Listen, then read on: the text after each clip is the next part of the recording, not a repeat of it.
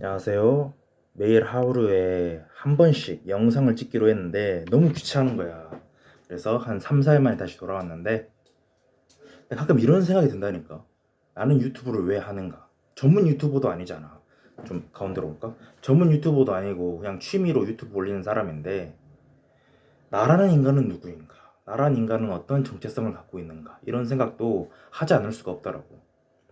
내가 뭐 책도 좋아하고 뭐 그렇게 많이 책을 읽은 건 아니지만 그냥 일반인급으로는 꽤나 많이 읽는다고 생각하고 뭐 일주일에 한 권에서 두 권 꼭 읽으니까 책을 그렇게 많이 읽은 건 아니지만 평균적으로 많이 읽는다고 생각하고 뭐 과학책도 있습니다. 양자역학의 역사, 김상욱의 양자공부, 떨림과 울림, 박태웅의 AI 강의 이로 뭐 자기계발서라면 자기계발서인데 이것도 읽지. 황농문 교수님의 몰입 이거는 자기계발서일 수도 있고 공부법 책일 수도 있고 마음챙김 관련 명상책일 수도 있는데 여러 가지 장르가 혼합되어 있는 것 같다. 몰입은.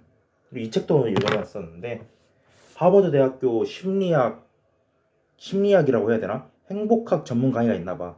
그 강의를 책으로 만든 건데 인생에 한 번은 행복을 공부하라.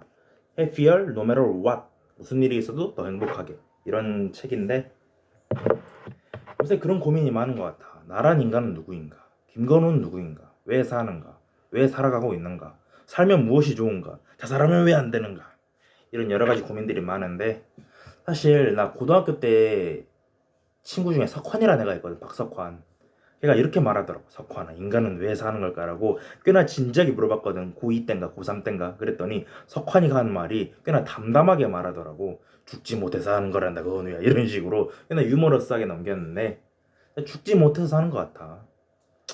사실 인생 리셋 버튼이 있고 환생이 확정적으로 100%라면은 당장 리셋해버리고 싶은 기분이야. 근데 그러면은 그 이런 것도 있잖아. 시험 재수를 하더라도 마지막 순간까지 시험 전날까지 심지어 시험 당일날 아침까지 발악을 하고 나서 재수 생각을 해라. 그런 말도 있듯이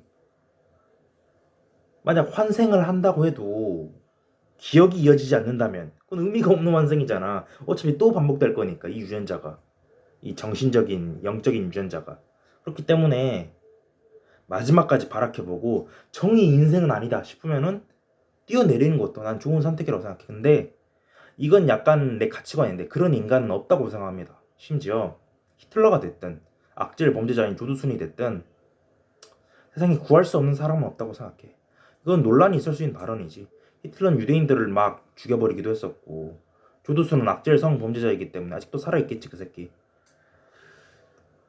그런 악질 성범죄자한테 피해당한 나영이라는 피해자가 있는데 그런 말 함부로 할 수 있습니까? 라고 할 수도 있겠지만 내 맘이야. 내 맘이라고. 어찌됐든 악인을 혐오하는 것보다 더 중요한 거는 그 악인이 악인으로서 성장할 수밖에 없었던 그 맥락을 이해하고 그 악인이 또 재생산되지 않도록 사회 구조를 점점 바꿔가는 거라고 생각해. 그게 진짜 민주주의라고 생각하고 악인을 혐오하고 뭐 물리적으로 조두순을 살해하진 않더라도 조두순에게 악플을 달거나 조두순 뒷담화를 하거나 히틀러가 됐든 조두순이 됐든 뭐 연산군이 됐든 징기스칸이 됐든 징기스칸 영웅이기도 하지만 뭐 살인범이긴 하니까 그런 사람이 됐든 간에 어떤 악인이 되었든 간에 그 악인이 그렇게 악에 물들 수밖에 없었던 이유 그리고 자신이 악이라는 걸 눈치채지도 못했던 그 지능이 있을 거 아니야. 그 지능의 맥락적 의미를 이해하는 게 사회가 더 건전해질 수 있는 물론 이상론이긴 하지. 머리가 꼭받치지. 하지만 그게 맞는 정의라고 나는 생각합니다. 그리고 이런 말 있잖아. 뭐 유전자 검사를 했다고 해봐. 친자 검사 했을 때 유전자가 0% 일치합니다라면 그건 외계인 수준이라고 했었지. 인간인 이상 아니 지구상의 생명체인 이상 1%라도 동일한 유전자는 있을 거라고 했잖아. 난 거기서 약간의 깨달음을 얻은 게 어떤 악인이라고 해도 호모사피엔스야. 어떤 악인이라고 해도 용서할 가치는 있다고 생각해. 그리고 용서하는 만큼 자신의 그릇이 커지는 거고 자신도 언젠가 이성을 잃고 이성의 끈이 끊어져서 범법을 저질렀을 때 그때 내가 용서한 악인의 수만큼 나도 용서받을 수 있는 거잖아. 한마디로 말해서 돈으로 환산해 볼까? 돈으로 비유해 보자면은 빚과 똑같은 거야. 빚이랑 똑같은 거야. 무슨 말이냐? 내가 악인을 용서하는 만큼 나는 어느 정도 악행을 저질러도 된다기보다도 악행을 저질러도 나중에 타인으로부터 용서받을 수 있게 되는 그런 어드밴티지를 얻는 거라고 생각해도 돼. 합법적인 악행이지. 물론 너무 이기적으로 말한 것도 있긴 하겠지만 누가 볼 땐 미친놈 소리 들을 수도 있어. 아니 그게 말이 됩니까? 히틀러는 범죄자잖아요. 전쟁 범죄자잖아요. 조두순은 악질 성범죄자잖아요. 그런 사람들을 어떻게 용서할 수 있습니까? 라고 할 수도 있겠지만 사실 내가 뭐 인터넷에 조두순 옹호 글을 쓴 것도 아니고 이렇게 생각을 하는 거는 내 맘이라고 생각해. 물론 2차 가해일 수도 있겠지, 나영이 입장에서는. 근데 그거는 따끔한 말 한마디 해줄게. 그냥 나영이가 약자라서 그런 거야. 아무 힘도 운도 없는 약자였으니까 운 나쁘게 성폭행을 당하고 힘이 없으니까 그냥 그렇게 처참한 몰골이 됐겠지. 그게 나하고 무슨 상관인데. 나하고 아무 상관이 없어. 다만 일어난 일은 일어난 일이고 악인을 용서하고 그런 게 뭐 절대 진리라고 말하는 건 아니야. 그럼 범죄가 더 창궐할 수도 있으니까 단기적으로는. 물론 난 그래도 장기적으로는 인류가 평화를 되찾을 거라고 생각하긴 하지만 그러니까 사이코패스라는 애니메이션이 있지. 그 극장판에서 주인공 경찰, 여경찰, 시네모리 아카네가 이런 명언을 했어. 자신의 정의를 의심하고 타인의 악을 용서하라. 그게 우리가 민주시민으로서 할 수 있는 유일한 생각이다. 우리 인류는 절대 법을 버려서는 안 된다. AI한테 법의 통제권을 넘겨줘서는 안 된다. 우리들 한 명 한 명은 자신의 내면에 있는 정의를 끊임없이 의심해야 된다. 그리고 내가 봤을 때 타인이 악한 행동을 했다 할지라도 그 타인의 악한 행동을 용서할 수 있어야 된다. 왜냐면은 히틀러 사건이라기보다는 히틀러 사태지. 히틀러가 유대인을 학살했다고 했을 때 당연히 이성적으로는 분노가 치밀어 오르지. 하지만 나라고 해서 타민족을 억압한 적이 없었을까? 조두순 사건도 나라고 해서 성욕이 지배당하지 않았던 적이 없었을까? 인간의 유전자는 거의 대부분 일치하니까. 이런 말 못 들어봤어? 개와 늑대 유전자 차이하고 백인과 흑인의 유전자 차이가 크잖아. 개와 늑대는 엄청 차이나 보이잖아. 근데 그 유전자 차이보다 흑인과 백인의 유전자 차이는 더 적다는 거야. 같은 황인종인 대한민국 사람들이 서로를 물고 뜯고 죽이고 이거는 진짜 아니라고 생각합니다. 뭐 범죄자를 옹호할 필요는 없어. 이게 의무는 아니야. 하지만 미덕은 맞다고 생각해. 아니, 어떻게 범죄를 옹호할 수가 있습니까? 라고 할 수도 있겠지만 뭐 이건 말장난일 수도 있겠지만 범죄를 옹호하는 게 아니라 범죄의 자를 옹호하는 거야. 죄는 미워하되 사람은 미워해서는 안 된다는 말이 괜히 있는 게 아니라고. 결국 모든 범죄자들은 시스템의 피해자일 수밖에 없어. 그런 게임이야, 사회생활은.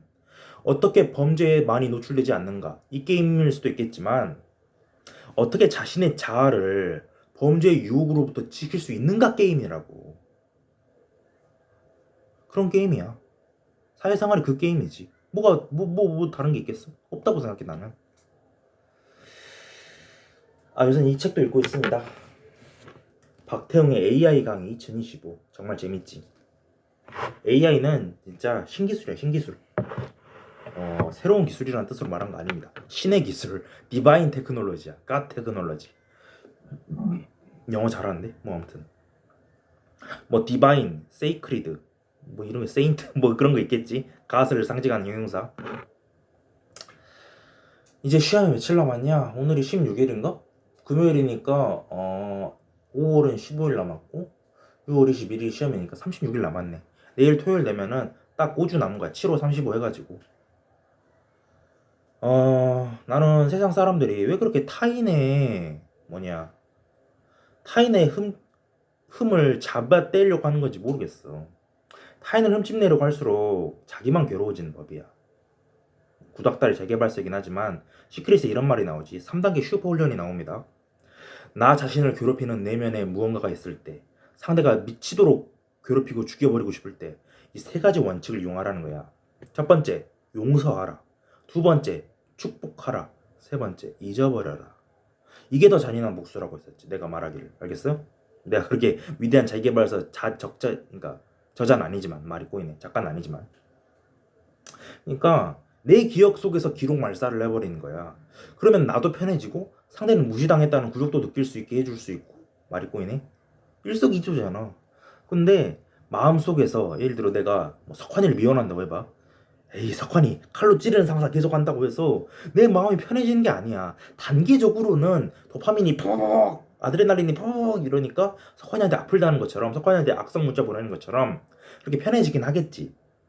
이건 편해진다기보다도 도파민의 희열이 트라우마를 잠시 제압했을 뿐이야. 전반적으로 편해지진 않는다고. 남을 미워해봤자 결국 남이라는 인격체를 통째로 미워하게 되는 거는 그 인격체가 가지고 있는 나와의 공통점 일부를 미워하는 거나 마찬가지라고. 인간의 유전자가 거의 비슷한 이상 천부인권 이렇게 적용하는 거라고.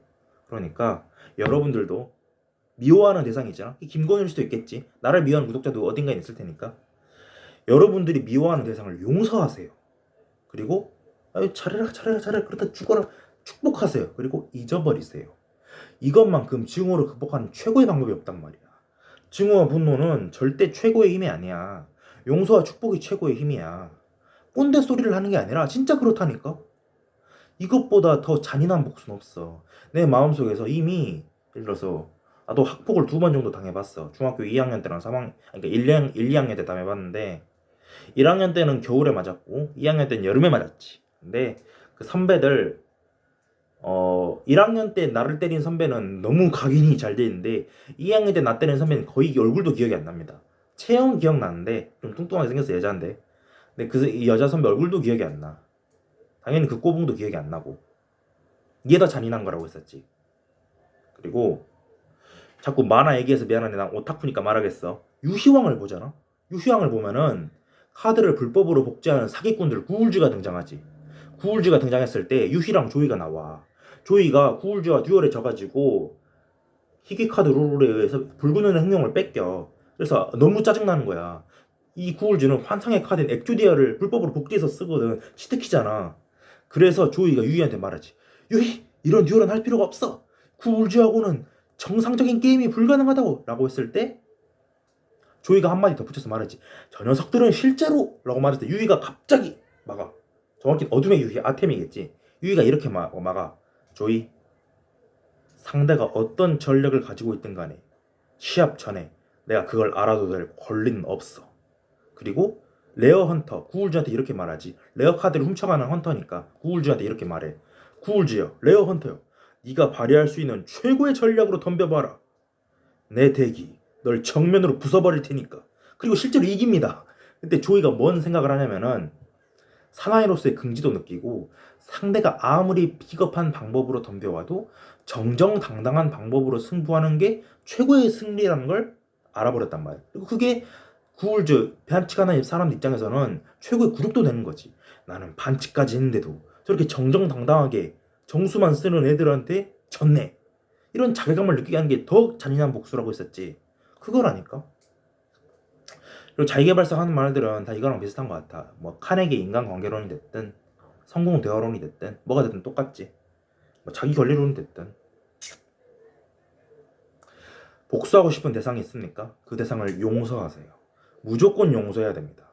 사회의 건전성을 위해서만이 아니라 개인이 모여 사회가 되니까 그 건전성을 위해서만이 되는 게 아니라 개인을 구하기 위해서라도 용서를 해야 된다고.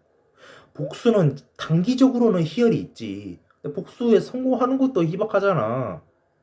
그리고 사회는 사적 제재나 악성 댓글을 검열하잖아. 그게 사회야.